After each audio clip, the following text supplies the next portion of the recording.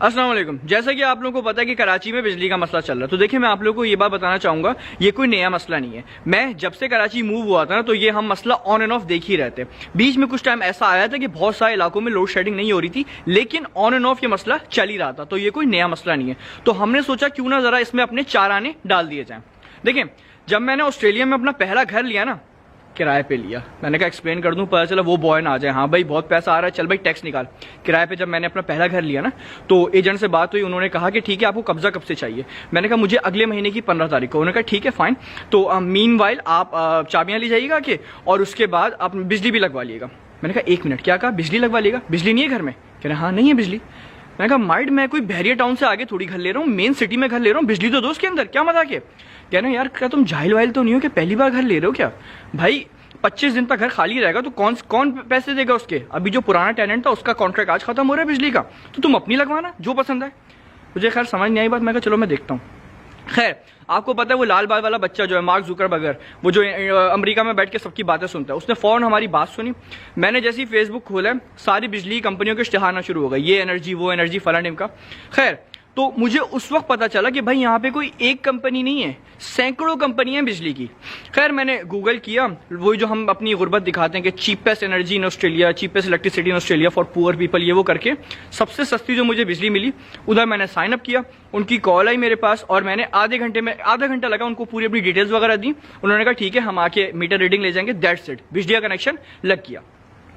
3 महीने का जो मेरा बिल आया है वो आया था $100। मैं अकेले रहता था क्योंकि, तो $100 इज नथिंग, कुछ भी नहीं है, यानी कि समझो तकरीबन $1 दिन के। बहुत चीप है, बहुत सस्ता है ये, ठीक है। मेरा और बिल भी आता है 3 महीने पे आता है यहाँ पे बिल ना, तो $100 मेरा बिल आया जो कि कुछ भी नहीं था। एनीवेज, तो मैं एक दिन चलता हुआ जा रहा था, एक मॉल में ना एक स्टॉल लगाया हुआ था, जो मार्केटिंग नहीं कर रहे होते कंपनियां, तो बिजली की कंपनी थी। तो उन्होंने पूछा सर आपका बिजली लेते हैं? मैंने कहा हाँ भी बिजली लेते हैं। गरीब समझा हुआ तुमने? तो कह रहे हैं अगर आपके पास बिल है तो आप वो दिखा दें, हम आपके बिल को बीट कर देंगे, उससे सस्ता देंगे। मैंने उसको दिखाई अपनी ईमेल आईडी में, मैंने कहा ये मेरा बिल है, तो उसने देखा $100 बिल। कह रहे हैं भाई हम आपको इतने यूनिट्स पे हमारी कंपनी से आपका बिल आएगा $80, और अगर आप अभी साइन अप करते हैं ना तो आपका जो पहला बिल आएगा उस पर हम $50 ऑफ देंगे। मैंने कहा ठीक है माइट कर लो। क्या करना था? कुछ नहीं, उसने कहा बस ये बिल की कॉपी हमें दें, ये फॉर्म भरें आप, दैट्स इट, हो गया, और हम आ जाएंगे आपकी मीटर रीडिंग लेके जाएंगे, दैट्स इट। तो 3 दिन के अंदर अंदर आपका वो बिजली का कनेक्शन चेंज हो जाएगा। फाइन, बिजली चेंज हो गई। अगला जो मेरा बिल आया ना वो आया $110, क्योंकि मैंने थोड़ा सा एसी भी यूज किया था, ठीक है। $110 बिल आया, $50 का मुझे डिस्काउंट मिला, तो कितना हो गया भाई?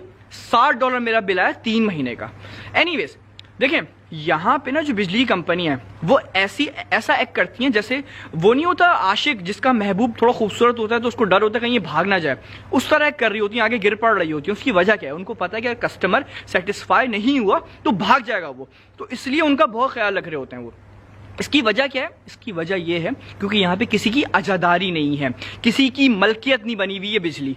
तो देखें, यही फॉर्मूला मैं चाहूंगा कि भाई कराची क्या पूरे पाकिस्तान में अप्लाई होना चाहिए, और बिजली कंपनीज को लाइसेंस मिलना चाहिए। उनको लाइसेंस ना मिले तो भाई उनको बुलाएं, बाहर से बुलाएं दूसरी कंपनीज को, बहुत सारी कंपनीज है दुनिया भर में, उनको बुलाएं और बुला के भाई सिंपल ये फॉर्मूला अपनाया जाए। देखें, मैं कोई नई चीज नहीं बोल रहा, कुछ मैं जुपिटर या मार्स से चीज नहीं लेके आ रहा, एक नॉर्मल सी चीज बता रहा हूं जो कि एक मुल्क में चल रही है और कामयाब है। और सिर्फ ऑस्ट्रेलिया नहीं, ये बहुत सारे मुल्कों में यही सीन है, बिजली की भरपूर कंपनी है, बहुत सारी कंपनी है। तो ये फॉर्मूला कामयाब है, तो बजाय इसके हम अपना दिमाग चलाएं, सिंपल ये रोल मॉडल उठाएं, अप्लाई कर दें, ताकि इस ड्रामेबाजी से निकलें।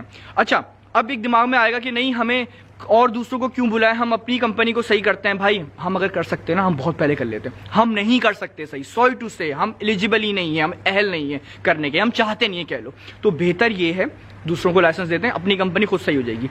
इसकी एक जीती जागती मिसाल मैं आपको देता हूं, वो है टेलीकम्युनिकेशन इंडस्ट्री। अब टेलीकॉम इंडस्ट्री में ना सिर्फ एक कंपनी होती थी, उसका नाम था PTCL।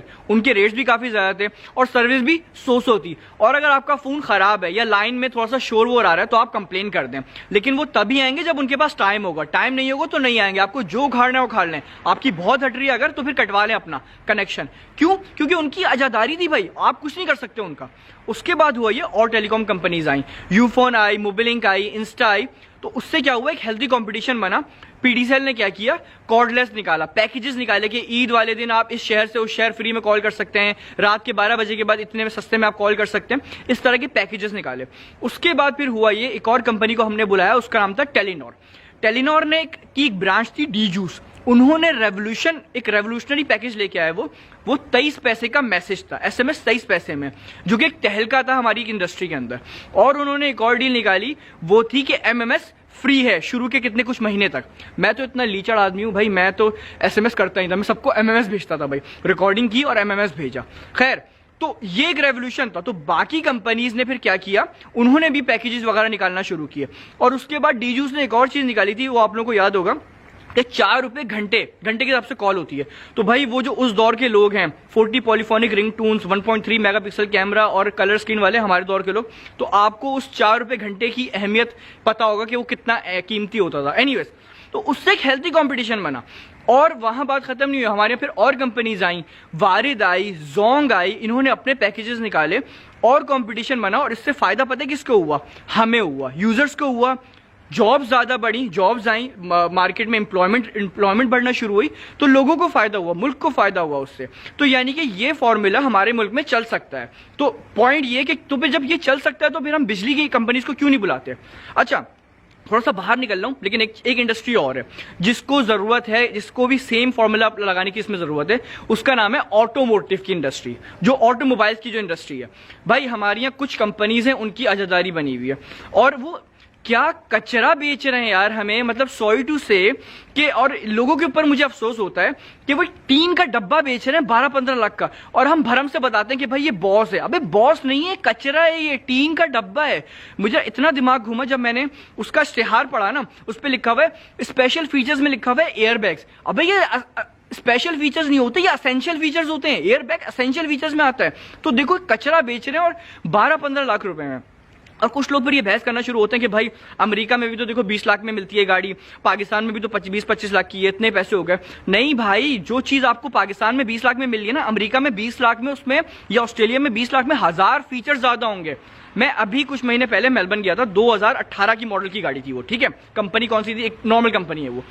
उस कंपनी की गाड़ी में मैं मेलबर्न गया हूं, तो हम 110 के जोन पे चल रहे थे, रात का अंधेरा हो रहा था, गाड़ी अचानक से जाम होना शुरू हो गई। मैंने कहा ये क्या हो रहा है, समझ ही नहीं आ रहा। बिल्कुल सेकंड के अंदर गाड़ी जाम हो गई, बिल्कुल वो 120-110 से डायरेक्ट वो 40-50 पे पहुंच गई वो।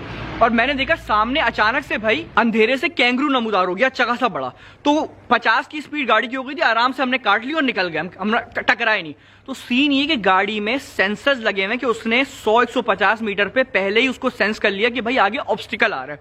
आप फीचर चेक कर रहे हैं, हमारे यहाँ तो भाई जो 20-20, 25-25 लाख की गाड़ियां आ रही हैं उसमें एयरबैग्स नहीं होते, मैं मजाक नहीं कर रहा हूं। तो ऐसे ऐसे फीचर्स आ रहे हैं। स्नोई माउंटेन्स आप गाड़ी लेके जा रहे हैं, 2018 के मॉडल की बात कर रहा हूं गाड़ी की। कॉल आ रही है कंपनी से, सैटेलाइट से कॉल कर रहे हैं, लिखा हुआ है होंडा कॉलिंग। कॉल रिसीव की तो वो कह रहे हैं भाई आपका जो एयर प्रेशर है ना टायर का, वो बहुत लो है, आप 40 से ऊपर नहीं लेके जाएंगे गाड़ी, और आगे 15 मिनट की ड्राइव पे स्टेशन है, आपने वहां से इसकी हवा भरवानी है। अगर आप वहां नहीं भरवाते हैं हम गाड़ी ब्लॉक कर देंगे। आप चेक कर रहे हैं, सेफ्टी फीचर चेक कर रहे हैं। दुनिया यहां पहुंची हुई, और ये कोई मैं 2020 की बात नहीं कर रहा हूं, ये मैं 2018 के मॉडल की गाड़ी की बात कर रहा हूं, जो कि 25 से 30 लाख रुपए की मिल जाती है, यानी कि 25-30 हजार डॉलर की गाड़ी है नई। तो ये फीचर्स आए हैं भाई, दुनिया यहां पहुंची हुई, और हम अभी तक वही टीन के डब्बे को बॉस बोल बोल के खुश हो रहे हैं। क्या मसला क्या है? वही मसला है कि 2-3 कंपनीज हैं, उन्होंने अपनी आजादी बनाई हुई है। हम अगर गाड़ियां बना नहीं सकते तो सिंपल ये कि भाई और दूसरी कंपनीज को दावत देंगे, सर आए, आके भाई लगाएं, अपने प्लांट लगाएं, असेंबल करो, बनाओ, व्हाटएवर जो करना है करो।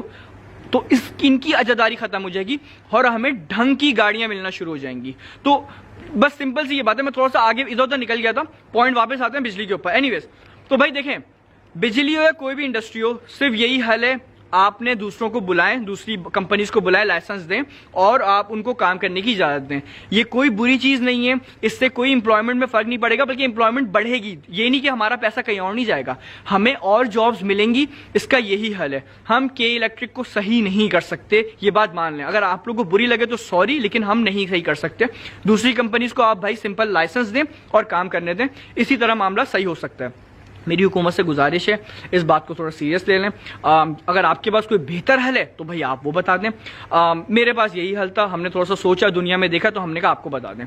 तो खैर, ये थी आज की कहानी।